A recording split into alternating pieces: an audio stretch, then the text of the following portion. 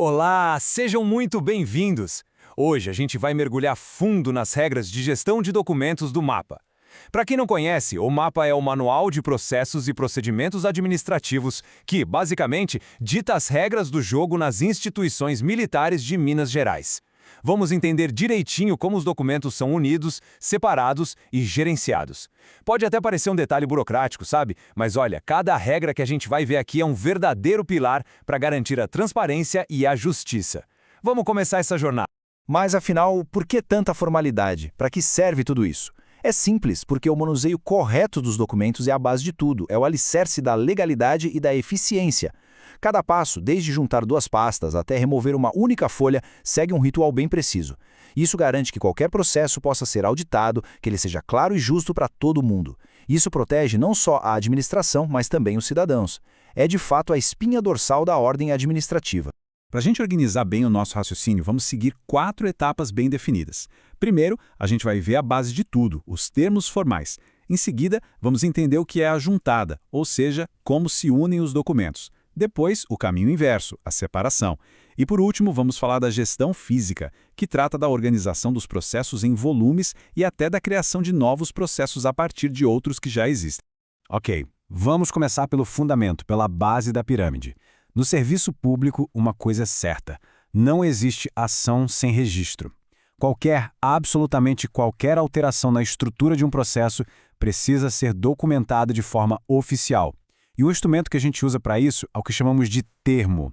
É ele que dá validade e publicidade para cada movimento que acontece ali dentro. E o artigo 260 do MAPA deixa isso bem claro. Qualquer juntada, separação ou retirada de um documento exige um termo. Pensa nesse termo como se fosse uma certidão, sabe? Uma certidão de nascimento, de casamento ou de divórcio, só que para os documentos. Ele cria uma trilha de auditoria impecável, um rastro que permite que qualquer pessoa, a qualquer momento, entenda exatamente o que aconteceu com aquele processo. Isso é o que garante a lisura do ato. Certo. Se a gente já entendeu como se registra, vamos para a primeira grande ação, a juntada. É o ato de unir um processo a outro. Mas, muita atenção aqui porque não é tudo a mesma coisa. O manual prevê 2 formas com propósitos bem diferentes: a anexação e a apensação. Entender a diferença entre essas duas é absolutamente fundamental. E aqui está o pulo do gato, a distinção crucial. A anexação é uma união definitiva. Pensa nela como uma solda, sabe? Uma vez feita, irreversível. Ela só acontece entre processos que são do mesmo interessado e tratam do mesmo assunto, onde um basicamente complementa o outro. Já a apensação é provisória. É como usar um clipe de papel. Serve para um estudo em conjunto e os processos podem até ser de interessados diferentes. Resumindo, uma é para sempre, a outra é temporária. Bom, na anexação, o processo que a gente chama de acessório é de fato absorvido pelo principal. As folhas dele são colocadas no final do processo principal e, ponto-chave aqui, elas são renumeradas e rubricadas como se sempre tivessem pertencido àquele processo. E por que isso? Porque o processo acessório deixa de existir como uma entidade separada. Essa renumeração sela o destino dele, evitando qualquer dúvida no futuro sobre sua origem. Agora, na apensação, a lógica é completamente o oposto. Os processos são apenas sobrepostos, presos ali por um colchete. E o detalhe mais importante de todos: cada um deles mantém a sua numeração de folhas original. Isso é fundamental, porque reflete justamente a natureza temporária da união. A identidade de cada processo é preservada, pois eles precisam estar prontos para, a qualquer momento, seguir seus próprios caminhos de novo. Muito bem, a gente já viu como unir. Agora vamos fazer o caminho inverso. O MAPA nos apresenta 2 formas de separação: a desapensação, que basicamente desfaz aquela união temporária, e o desentranhamento, que é uma ação, digamos, muito mais cirúrgica, como a gente vai ver. A desapensação é exatamente o que o nome sugere. É o ato de desfazer uma apensação. É bem simples de entender.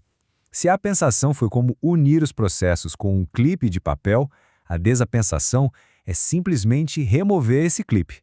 Cada processo volta a tramitar de forma independente, seguindo o seu próprio curso. É a reversão formal de uma união que era desde o início provisória.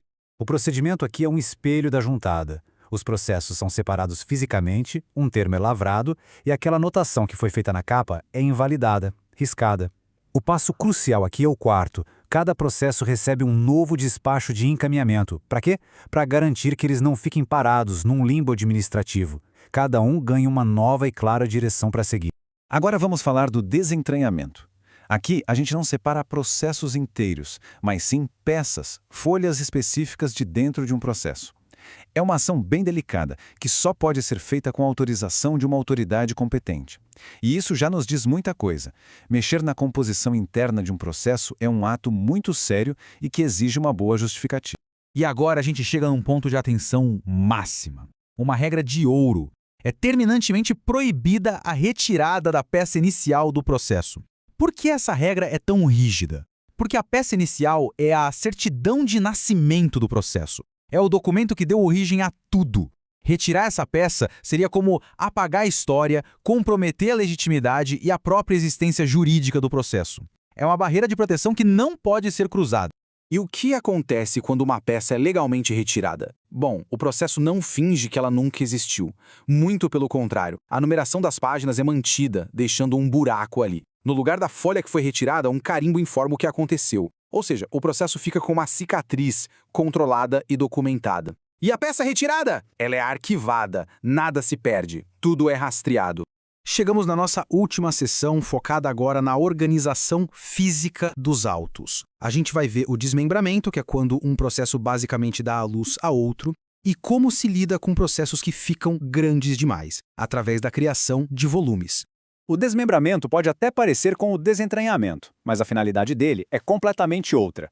Aqui, as peças retiradas não são apenas arquivadas, elas se tornam a semente de um processo novo e independente. É como pegar o galho de uma árvore e plantá-lo para que ele se torne uma nova árvore. Isso acontece quando se percebe que um assunto dentro de um processo é, na verdade, autônomo e merece tramitar por conta própria.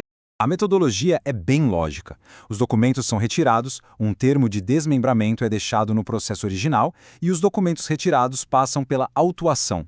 Esse é o ato formal de criar um novo processo. Ele ganha uma nova capa, um novo número e uma nova contagem de páginas. Nasce ali uma nova entidade administrativa.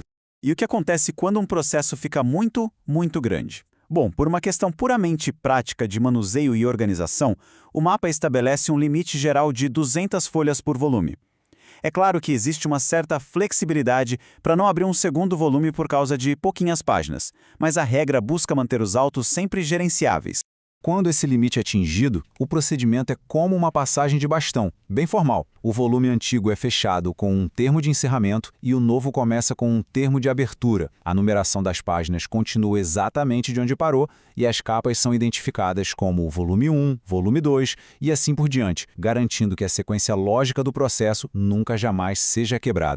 Para consolidar tudo que vimos, este quadro resume as 4 ações-chave. A anexação é a união permanente e reversível. A apensação, união temporária e reversível. O desentranhamento, a remoção cirúrgica de peças, lembrando sempre que a inicial é intocável. E, por fim, o desmembramento, a criação de um novo processo a partir de um que já existe, cada um com suas regras e propósitos bem definidos. E para fechar, fica uma reflexão. Como é que toda essa formalidade, cada termo lavrado, cada carimbo, na verdade constrói um sistema de justiça? A resposta, no fundo, está na rastreabilidade.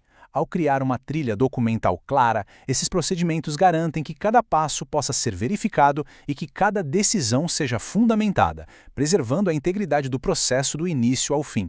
No fim das contas, é a ordem a serviço da legalidade.